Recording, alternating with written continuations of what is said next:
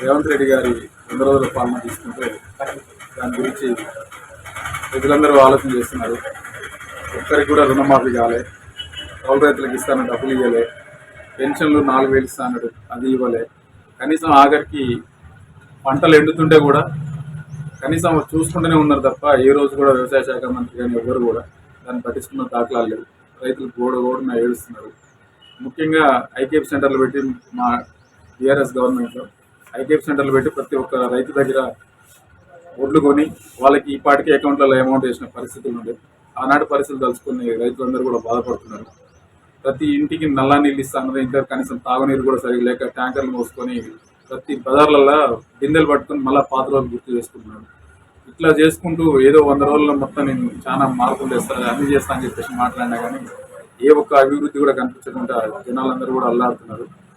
Already మా కేసీఆర్ గారు మొన్న సూర్యాపేట జిల్లాకు కానీ ఎండిన పంట పొలాల పరిశీలనకు వచ్చినప్పుడు కూడా చెప్తున్నాడు, ఇది వచ్చిన కరువు కాదు తెచ్చిన కరువు అని చెప్పేసి క్లియర్గా చెప్పడం జరిగింది.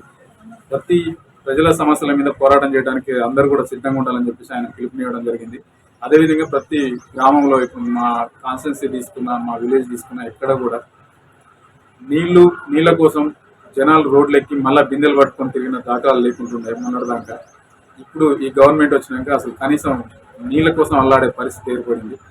కాబట్టి ప్రతి ఒక్కరు కూడా ఆలోచించాలి. ఇప్పుడు వచ్చే పార్లమెంట్ ఎలక్షన్లో కానీ ప్రతి ఎలక్షన్లో సర్పంచ్ ఎలక్షన్ కానీ పార్లమెంట్ ఎలక్షన్ కానీ ఎక్కడైనా జనాలందరూ ఆలోచిస్తూ ఉన్నారు. గతంలో కేసీఆర్ ప్రభుత్వంలో ఎట్లుండే, ఇప్పుడు ఈ ప్రభుత్వం వచ్చినాక ఏ విధంగా ఇబ్బందులు పడుతున్నాం అనేది ఆల్రెడీ జనాలకు అందరికీ తెలిసిపోయింది.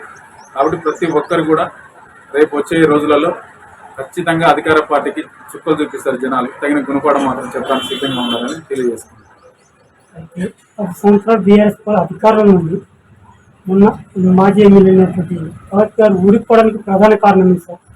ప్రధాన కారణం జనాల్లో మార్పు చేద్దాం అనే ఆలోచనతో చేసింది తప్ప ఆయన కూడా చాలా కష్టపడి ప్రతి విలేజ్ తిరుగుతూ మంచిగా నచ్చడని అందరికి కనపడుకుంటూ ఎవరికి ఆపద వచ్చినా అందుబాటులో ఉండి వ్యవహారం చేసుకుంటూ పోయినా కానీ దగ్గర 1,500 కోట్లతో అభివృద్ధి చేసినా కానీ జనాలు కేవలం ఒకే ఒక్క కారణంతో కేవలం మార్పు ఒకసారి చూద్దాం అనే ఉద్దేశం మీదనే వ్యవహారం చేశారు తప్ప ఇప్పుడు వాళ్ళే బాధపడుతున్నారు. అరే అనవసరంగా మనం మార్పు కోరుకోవడం ఇదేనా మార్పు, జనాలు మనం అల్లాడే కాడికి మార్పు కావాలా మనకని చెప్పేసి ఆలోచన చేస్తా ఉంటాం.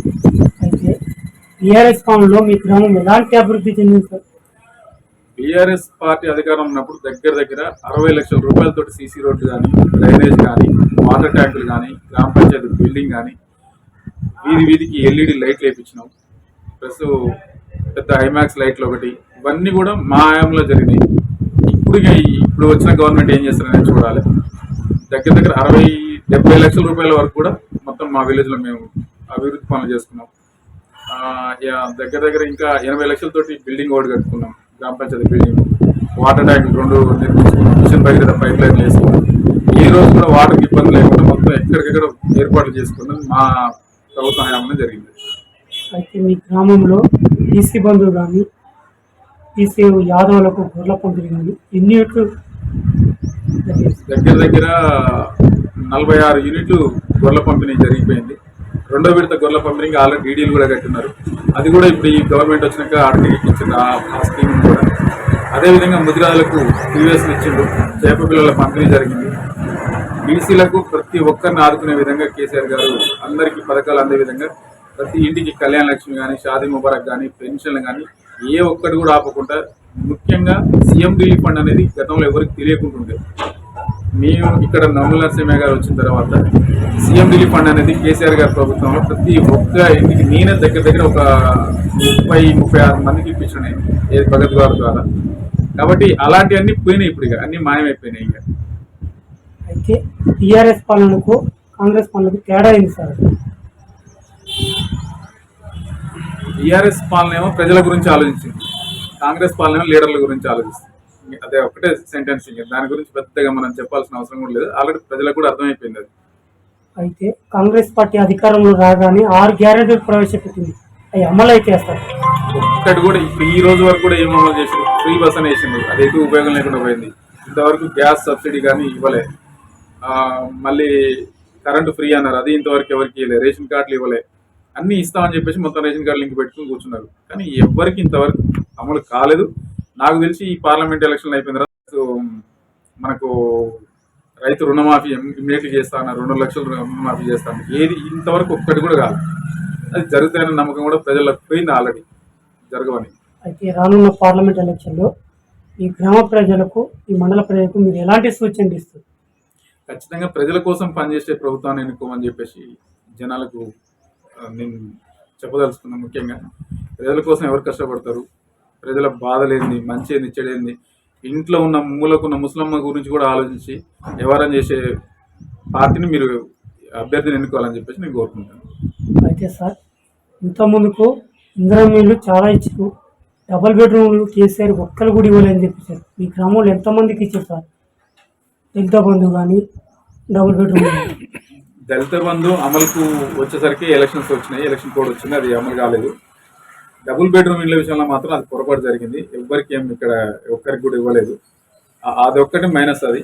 ఎందుకంటే జనాలు కూడా ఆలోచిస్తున్నారు, ఇంకా 5 లక్షలు పెట్టి జాగలు ఇచ్చి ఒకేసారి ఒక్కడ కట్టించి ఇస్తా అనేది అది కరెక్ట్ కాదు.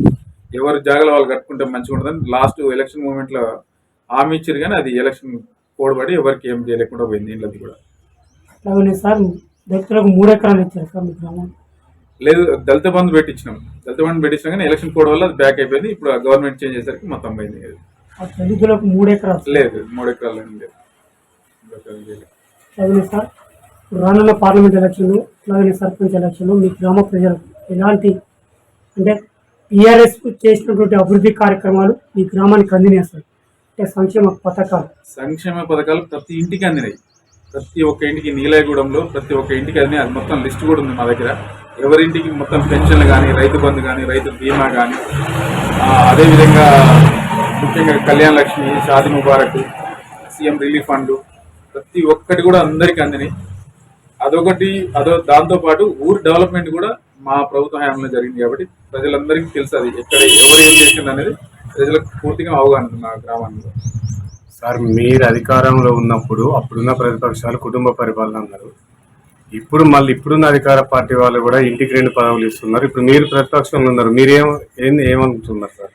ఇప్పుడు నేను అదే అంటున్నా కదా, గురువిందా నల్లగున్నా కానీ దాని కింద చూసుకోదన్నట్టు వీళ్ళు అన్నది అదే. కానీ మాకంటే ఎక్కువ కుటుంబ పాలన చేసేది వీళ్ళే కదా. ఇప్పుడు రాహుల్ గాంధీ కుటుంబ పాలన కదా, ప్రతి ఒక్కరు అదే కదా చేసేది. ఒక్క ఇంట్లో 3 పదవులు 4 పదవులు ప్రతి ఒక్కరు చేస్తూనే ఉన్నారు. అసలు కుటుంబ పాలన అనేది కాదు, ఎంతవరకు వాళ్ళకి టాలెంట్ ఉన్నది, వాళ్ళు ఏం చేయగలుగుతారు, ప్రజల గురించి ఆలోచిస్తారా లేదా అనేది చూడాలి తప్ప కుటుంబ పాలన అనేది లేదు. ప్రతి పార్టీలో ఉన్నది అది. దాని గురించి మాట్లాడడం కూడా వేస్ట్ అది. అయితే సార్, ఇప్పుడు పొలాలలో నీళ్లు లేక, తాగునీళ్ళు లేక జనాలు ఇబ్బంది పడుతున్నారు. సాగర్ నుంచి ఖమ్మం నీళ్ళు తీసుకెళ్తున్నారు.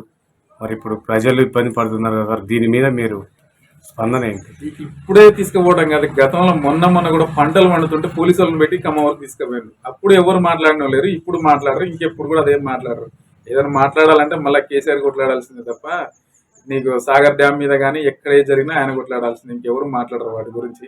ఆల్రెడీ ఇప్పుడు వదిలిండ్రు, ఒక్క చెరువు నింపేది లేదు, ఒక ఎవరం నింపేది లేదు. మళ్ళీ నీళ్ళ కోసం జనాలు రోడ్లు ఎక్కాల్సిందే తప్ప ఏముండదు. అసలు ఏకంగా సాగర్ మన తలాపన పెట్టుకొని ఖమ్మం వరకు పోలీసులను పెట్టి తీసుకుపోతున్నారంటే ఇంక ఏమనాలి? అంటే ఇక్కడ ఉన్న వాళ్ళని చెత్తగానాలనే కదా.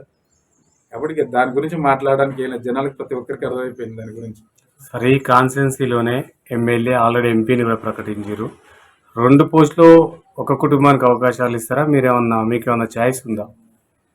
నేను ఇంక కుటుంబం అయితే మాట్లాడదలుచుకోలేదు, ఎందుకంటే ఎవరి టాలెంట్ వాళ్ళదే. టాలెంట్ని బట్టి ఎవరం తప్ప ఈ కుటుంబాలను మాట్లాడడానికి లేదు. అది అన్ని పార్టీలో ఉంది. అది అన్నదమ్ములు అనేది తండ్రి కొడుకులు, తండ్రి కూతుర్లు అని అన్ని పార్టీలో ఉంది. దాని గురించి మాట్లాడడానికి కూడా ఏం లేదు.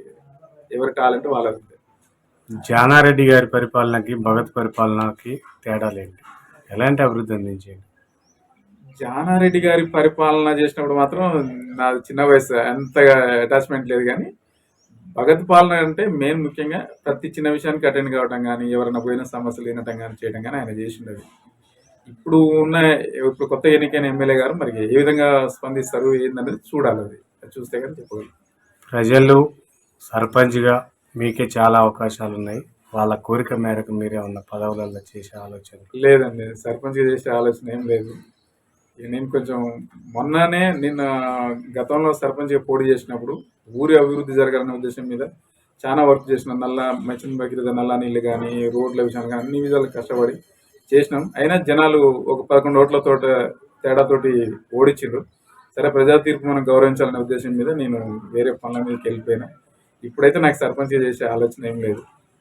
జనాలు మంచి మంచి చేసేటోని వాళ్ళు ఏ విధంగా ఉంది ఇక్కడ మొన్నటి వరకు సర్పంచ్ గారు వర్కులు చేసినాడు. ఎందుకంటే సీసీ రోడ్లు అవి చేసినాడు.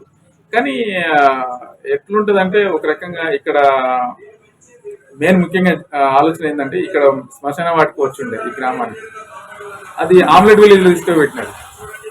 ప్లస్ సీసీ రోడ్లు అక్కడ బాగా అయినాయి. అదేవిధంగా ఇక్కడ డెవలప్మెంట్ విషయంలో ఎంతైనా సమితి ప్రేమ ఉంటుంది అనేది నా ఉద్దేశం. మొత్తం అభివృద్ధి చేసినాం, సీసీ రోడ్లు వేసినాం, ట్యాంకులు కట్టించినాం, ఎల్లవేళ నీళ్ళు అందించినాం అని చెప్పేసి అంటున్నారు. వాళ్ళు అప్పుడు అధికారంలో లేకుండా ఎంత అభివృద్ధి చేసారు, అధికారంలో ఉండి మీరు ఎందుకు చేయలేకపోయారు? అసలు ఇప్పుడు చెప్పిన అన్ని మేము చేసినాయి. అవి వాటర్ ట్యాంకులు మేమే కట్టించినాం, గ్రామ పంచాయతీ బిల్డింగ్ మేమే కట్టించినాం, మిషన్ భగీరథ పైప్ లైన్లు మేమే వేసినాం. ప్రతి ఒక్కటి మేము చేసినాయి. కాకపోతే సర్పంచ్ వాళ్ళు ఉన్న కాబట్టి వాళ్ళ తీర్మానం అవసరం చేపట్టి వారి ద్వారా జరిగినాయి. అది మాత్రం పక్కా. ఎందుకంటే మా గవర్నమెంట్, మా ఎమ్మెల్యే గారు పెట్టిన ఫండ్స్ అవన్నీ కూడా, మా ఎమ్మెల్సీ గారు ఎమ్మెల్యే గారు పెట్టిన ఫండ్స్.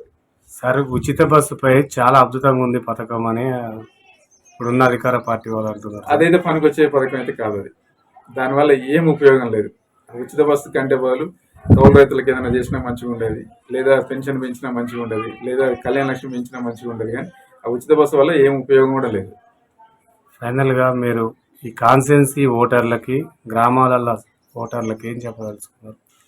ముఖ్యంగా పనిచేసే వ్యక్తులని ఆదరించండి. ఒక కమిట్మెంట్ ఉన్న వ్యక్తులని ఆదరించండి తప్ప ఏదో అటు తిరిగి ఇటు తిరిగి జనాల గురించి ఆలోచించిన వాళ్ళ గురించి మాత్రం అసలు ఆలోచించకండి ఎవరైనా సరే. అది ముఖ్యంగా నేను తెలియజేస్తాను.